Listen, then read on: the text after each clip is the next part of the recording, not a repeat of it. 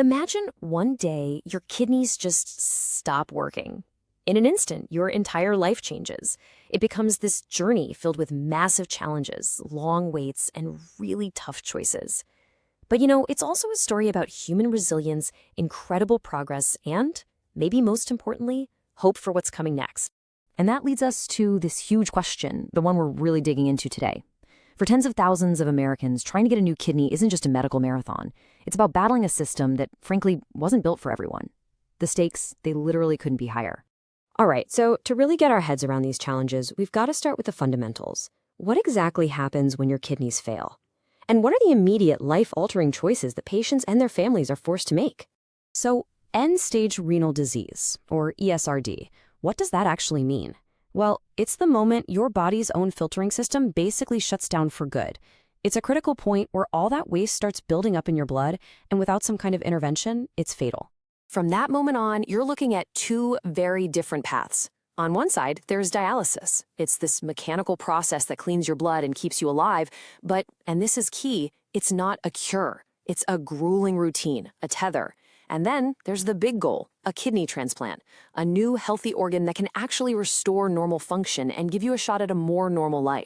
Okay, so a transplant is the goal, but here's where things get really, really tough.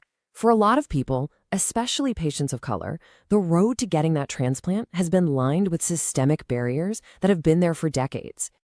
Let's just rewind a bit. Back to 1998.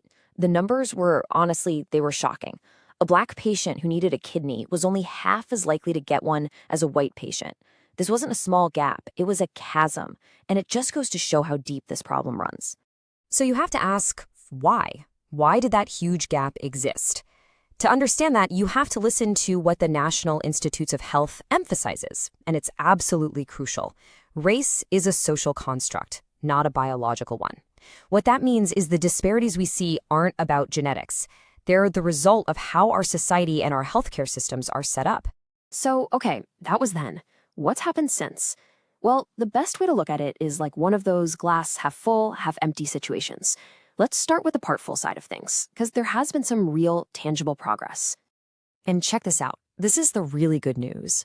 Thanks to some huge policy shifts in how kidneys from deceased donors are given out, that gap for people already on the wait list hasn't just closed, it's actually flipped. If you look at the data, by 2022, the transplant rates for Black patients on the wait list were the highest of any group. That is a massive achievement, and it's worth celebrating. But, and this is a big but, we can't just stop there. Because while we celebrate that win, we have to be honest. The work is far from done. That glass is also very much part empty. You see, true equity is way more than just one number. There are still huge hurdles just getting onto the wait list to begin with. The gap for transplants from living donors, that's actually gotten wider. The biggest disparities are now showing up among young adults, and we're seeing Black and Hispanic kids still have a tougher time getting waitlisted. So it's like we opened one door, but a bunch of others are still partially shut. And these numbers, these stats, they don't even begin to tell the whole story.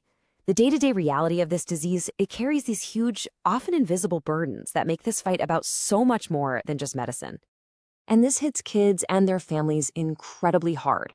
When a child gets diagnosed with chronic kidney disease, it kicks off this tough cycle of psychosocial problems that doesn't just affect them, it ripples out and affects the whole family. I mean, think about it. For a kid, this isn't just about feeling sick. It's about missing school, it's about struggling to make friends, it's facing cognitive challenges, and all of that leads to a higher risk for anxiety and depression. It can affect her entire development. And then, on top of all that emotional stress, you've got the financial weight. And this stat from the American Kidney Fund, it's just staggering. You have patients making less than $25,000 a year who are then hit with over $10,000 in out-of-pocket costs. That forces people into impossible choices. Like, do I pay for my treatment or do I pay my rent? Facing all of this, it must feel incredibly lonely. But it's so important to know that patients and their families are not in this alone. There are some really critical lifelines and support networks out there. So you have groups like the American Kidney Fund that step in with real, tangible help.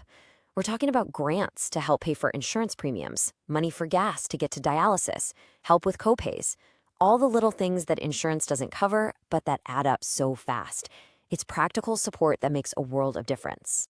And then there's a really important federal safety net. What's kind of unique here is that Medicare actually extends coverage to anyone with end-stage renal disease, no matter their age. That means even kids with kidney failure can qualify, which provides this vital foundation for their care. Okay, so we've looked at the struggles, the systemic issues, and the support systems. Now let's look forward, to the horizon. Because this is where science is offering up something truly exciting, a powerful new note of hope. Right now, at the University of California, San Francisco, there's something called the Kidney Project. And what they're doing is, honestly, a total game changer. They're building an implantable bioartificial kidney. And no, this isn't some far-off sci-fi dream. They're making it a reality. So you might be wondering, how is this different from other cutting-edge stuff we hear about, like pig kidney transplants? Well, the biggest leap forward is that this new kidney is designed so you don't need those lifelong anti-rejection drugs. It has this special silicon membrane that acts like a perfect shield, protecting the kidney cells inside from the patient's own immune system. So no immunosuppression, no risk of weird viruses crossing over. The goal is just to get people off dialysis and give them back a much, much better quality of life. And that brings us full circle right back to where we started. We've talked about a problem that's so deeply tangled up in our social systems, in access, in fairness, which leaves us with this one big, hopeful question.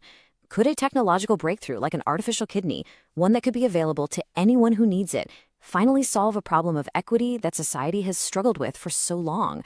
That, right there, is the hope on the horizon.